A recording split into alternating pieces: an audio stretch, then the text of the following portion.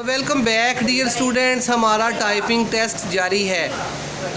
बेटा आप अपना तारफ़ करवा दें। मेरा नाम ज़िया अमजद और आज मेरा टॉपरों का टेस्ट है। यस ज़िया अमजद बेटा, आपसे एक क्वेश्चन भी हमने करना है। आप मुझे ये बताएं कि एक्सेल में बनी हुई फ़ाइल को क्या कहा जाता है? शीट या बुक। वेरी गुड, शाबाश। ठीक है बेटा, आप टाइप करना शुरू करें।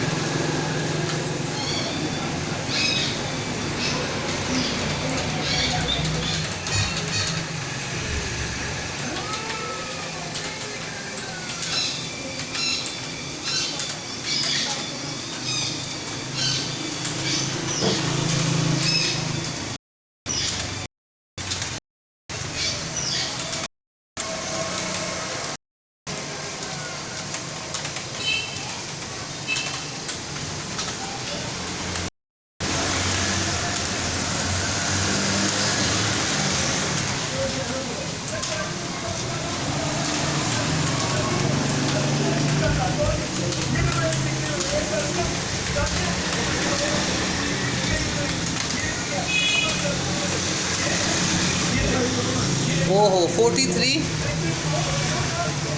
यस जी 43 आपका स्कोर है बेटा। इस हिसाब से आपके जो है वो 50 से नीचे ही मार्क्स रह गए हैं, तो आपको 25 में से 20 नंबर दिए जा रहे हैं।